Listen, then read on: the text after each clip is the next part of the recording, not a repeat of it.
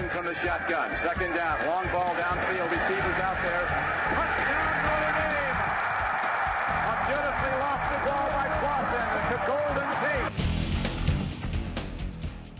Welcome back to Irish Sports Report. 5 different freshmen made their debuts at Notre Dame this weekend. And as Irish Sports Report's Carolyn Mano shows us, it's a moment a player never forgets. As well as a bunch of the young guys have practiced now, how many of them played in front of 80,000? None of them. And a crowd of 80,000 makes a real difference when you suddenly realize that this is a big change from being underneath the Friday night lights. Getting ready to go for your first game, it's a different experience, whether you're anxious, whether you're nervous. Everyone deals with it differently. I was dressed, with about an hour and, 40 minutes before the game time. And, some of the older guys like Victor and Derek Lambert were just sitting there like, we got almost 2 hours till the game starts. Pittsburgh game, my freshman year, the very first one. I threw up before we came out onto the field.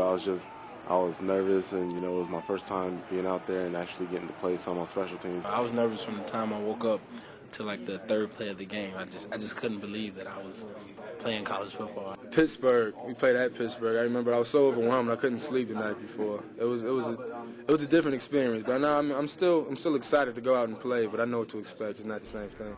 And speaking of things that are different, Terrell Lambert has a unique way of avoiding pregame jitters. These pajamas that I have on, I wear them periodically, and before every home game and every away game as well. The night before, I sleep in these. I don't know if you want to zoom in on the camera.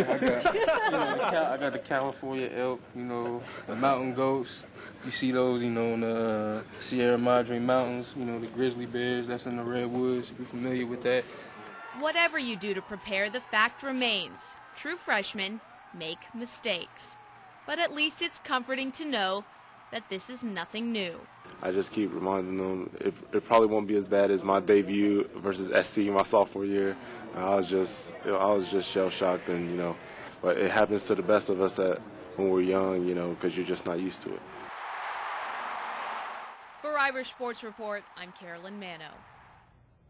Thank you, Carolyn. A very poignant story because this is still a very young Notre Dame football team, even though a lot of the guys played last year. And in fact, a lot of the mistakes in Game 1 were by sophomores. Do we sometimes expect too much from these guys because they have experience? They're still pretty young football players.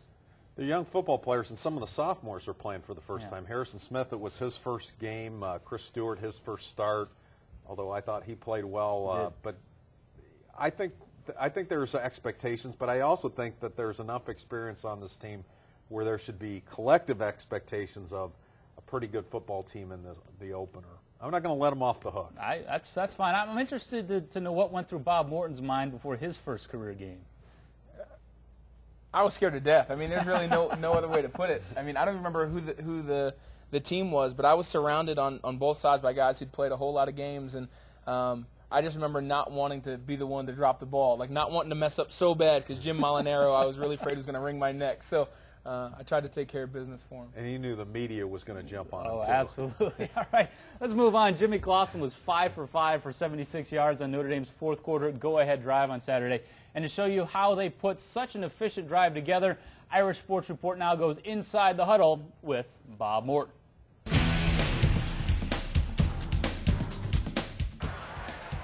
We're going inside the huddle, but this time there's no huddle to go inside. We saw, after the big turnover that we saw on the goal line, we saw the Irish go in 6 plays with a no-huddle offense and march down the field.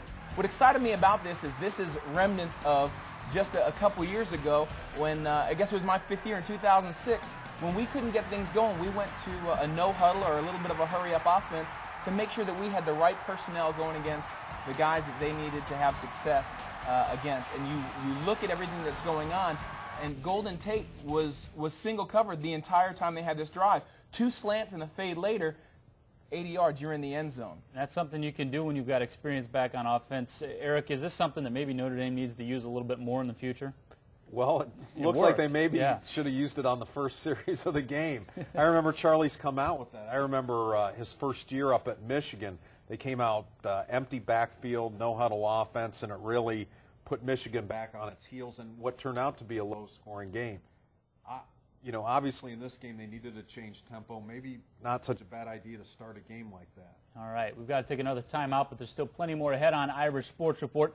When we come back, Jeff Samardzija has been tearing it up with the Chicago Cubs in the big leagues. We sit down with the Shark next on Irish Sports Report.